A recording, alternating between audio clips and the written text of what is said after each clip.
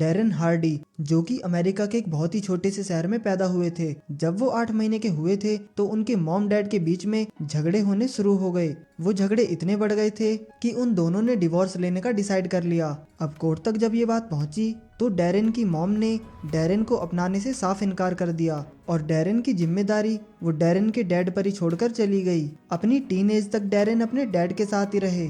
बिना मॉम के बच्चों को कैसे पालना होता है ये डैरेन के डैड बहुत ही अच्छे से जान चुके थे और इसी वजह से वो ना तो डैरेन को ज्यादा डांटते थे और ना ही डैरेन पर उन्होंने किसी तरह की रिस्ट्रिक्शन लगाई हुई थी। और इन सब के बावजूद भी डैरेन ना तो कभी किसी गलत संगत में थे और ना ही लोगों की तरह ड्रग्स और अल्कोहल की संगत में थे।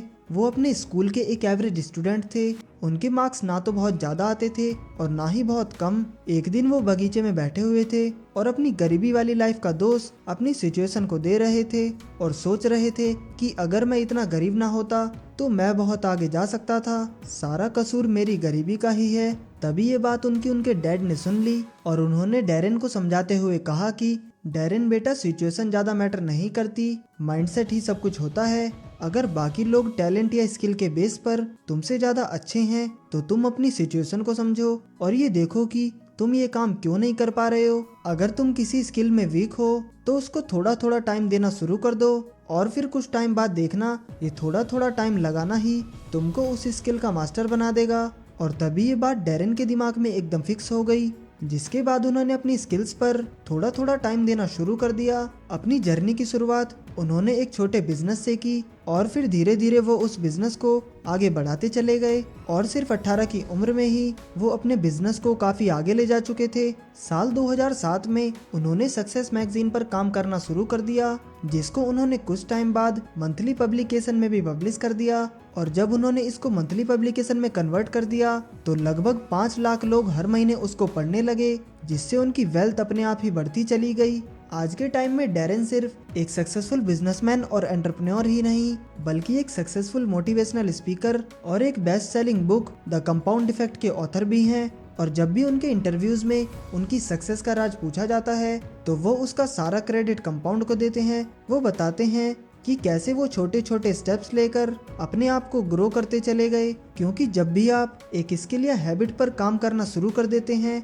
तो एक लंबे टाइम के बाद उसके रिजल्ट अपने आप ही दिखने शुरू हो जाते हैं। और इस टॉपिक पर जो उन्होंने बुक लिखी है वो हमारे गोल को अचीव करने का एक प्रैक्टिकल तरीका दिखाती है, जो कि है एक प्लान बनाकर अपनी बुरी से बुरी आदतों को अच्छी आदतों में कन्वर्ट कर देना। पर आखिर ये प्रैक्टिकली किया कैसे जाता है, इससे जुड़े सारे स्टेप्स मैं आपको आज की इस वीडियो में बताने वाला हूँ, ताकि आप इस कंपाउंडिंग इफेक्ट का यूज करके अपनी स्किल को और ग्रो कर पाओ। चलिए स्टार्ट करते हैं। किसी देश के राजा ने जब पहली बार चेस गेम खेला तो वो उससे इतना ज्यादा इम्प्रेस हो गया कि उन्होंने इस गेम को बनाने वाले को अपने दरबार में बुला लिया और उससे राजा ने कहा कि मैं तुम्हारे द्वारा बनाए गए इस अद्भुत गेम से काफी इम्प्रेस हुआ। आज तुम जो मांगोगे मैं वो तुम्हें दूंगा, बताओ तुम्हें क्या चाहिए। इस पर चेस बनाने वाले ने कहा कि हुजूर, मुझे ज्यादा कुछ नहीं चाहिए, बस अभी के लिए मुझे एक सोने की मोहरा दे दीजिए और आने वाले 31 दिन तक इस मुद्रा को डबल करते रहिएगा। और ये बात सुनकर राजा हैरान रह गया और उन्होंने उससे कहा कि मुझे लगता है कि तुमने बेवकूफ़ी कर दी, तुमने अपने हाथों से एक बहुत ही बड़ा मौका गवा दिया।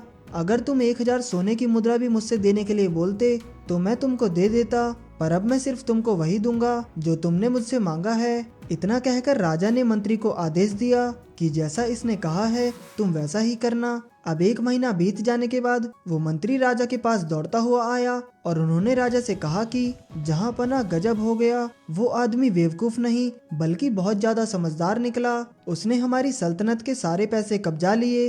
इतना सुनते ही राजा दंग रह गया और उसने पूछा कि आखिर ऐसा कैसे हुआ। ये सुनकर मंत्री ने राजा को बताया कि महाराज, उसने पहले दिन 1 सोने की मुद्रा ली और आने वाले हर दिन तक उसे डबल मांगा, जिससे कि दूसरे दिन उसके पास 2, तीसरे दिन 4 और चौथे दिन 8 सोने की मुद्राएं हो गई। तो फिर राजा ने पूछा कि इससे हमें क्या नुकसान हुआ।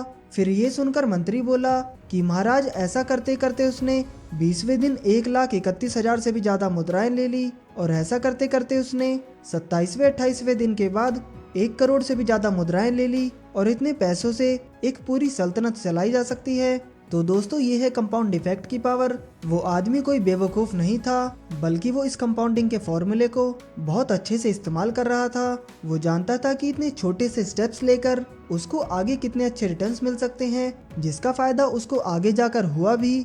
इसीलिए आइंस्टीन ने कंपाउंडिंग को दुनिया का 8वां अजूबा बताया है। अगर आप कंपाउंडिंग के ग्राफ को गौर से देखो तो वो कुछ इस तरह का होता है। यहाँ शुरुआत में उनको ज्यादा फर्क नहीं दिखाई देता, पर अगर हम उस काम पर कंसिस्टेंसी से फोकस करते रहें तो हमारे सारे एफर्ट्स मिलकर एक बहुत बड़ा बदलाव कर जाते हैं, जो कि सच में किसी अजूबे से कम नहीं है। पर ज्यादातर लोग इसे समझ ही नहीं पाते हैं, क्योंकि लोग आज इतने ज्यादा बेसब्र हो चुके हैं कि उन्हें अपने काम का रिजल्ट बहुत ही जल्दी चाहिए होता है, और जब उनको जल्दी रिजल्ट नहीं मिलता है तो वो हार कर उस काम को फौरन ही क्विट कर देते हैं।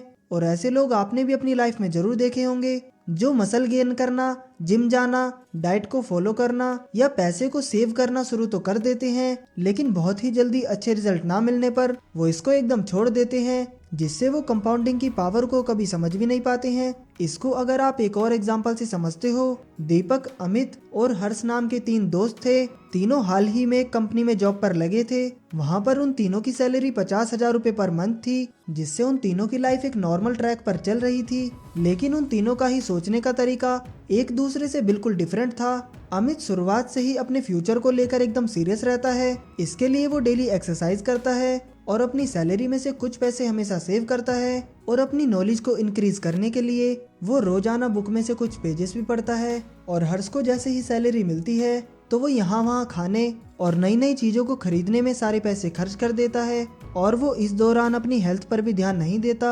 वहीं तीसरी तरफ दीपक अपनी लाइफ में कुछ खास चेंजेस नहीं चाहता, बस जैसा सब कुछ चल रहा है वैसा ही सब कुछ चलने देता है। अब 2 महीने बीत जाने के बाद भी उन तीनों की लाइफ में कुछ खास फर्क नहीं दिखता। अमित अभी भी डेली एक्सरसाइज करता है, पैसे सेव करता है, और नॉलेज को इंक्रीज करने के लिए वो अभी भी डेली बुक्स पढ़ता है। हर्ष वहीं सैलरी मिलते ही अपने सारे शौक पूरे करता है, और दीपक जैसा पहले था आज भी वैसा ही होता है। अब धीरे धीरे जैसे ही 2 साल पूरे हो जाते हैं तो तीनों की लाइफ में एक बहुत ही बड़ा डिफरेंस देखने को मिलता है। अमित अब पहले के मुकाबले काफी फिट हो चुका है, और वो सेविंग करते करते इतने पैसे सेव कर चुका है कि वो अब अपनी 9 to 5 की जॉब छोड़कर एक बिजनेस स्टार्ट कर सकता है। और किताबों से सीखी हुई नॉलेज की वजह से वो एक अपना सक्सेसफुल बिजनेस स्टार्ट भी कर लेता है। हर से एक लग्जरी लाइफ जीने के चक्कर में उल्टा कर्ज में आ जाता है, जिसको चुकता करने के लिए अब उसको दिन रात मेहनत करनी पड़ती है, और इससे उसकी हेल्थ पर काफी बुरा इम्पैक्ट पड़ता है। और दीपक आज भी उसी कंडीशन में है जैसा कि वो 2 साल पहले हुआ करता था। ना ही कोई प्रमोशन, ना ही कोई चेंजेस। तो दोस्तों ये है कंपाउंडिंग की पावर, जिसने कि अमित की लाइफ की डायरेक्शन ही चेंज करके रख दी। इसी तरह अगर आपका भी अपनी लाइफ में कोई अल्टीमेट गोल है, अपना वेट कम करने का, पैसा सेव करने का, या कोई नया स्किल डेवलप करने का, तो आप उस पर थोड़ा ही सही लेकिन अभी से टाइम देना शुरू कर दो, क्योंकि ये आज आपका थोड़ा थोड़ा टाइम देना ही एक दिन आपको उस गोल तक जरूर पहुंचा देगा। और दोस्तों ये सभी बातें मैंने आपको डैरेन हार्डे की बुक द कंपाउंड इफेक्ट से बताई है। तो दोस्तों आज के इस वीडियो में इतना ही। अगर आपको वीडियो अच्छी लगी हो तो वीडियो को लाइक करें, और अपने दोस्तों के साथ भी इस वीडियो को जरूर शेयर करें, ताकि वो भी कंपाउंडिंग इफेक्ट को अच्छे से समझ सकें। और अगर आप ऐसी ही वैल्यूएबल वीडियोस देखना चाहते हैं तो चैनल को सब्सक्राइब करके बेल आइकन को भी ऑन कर लीजिए, ताकि आपसे एक भी ऐसी वैल्यूएबल वीडियो मिस ना हो। आपका कीमती समय देने के लिए धन्यवाद।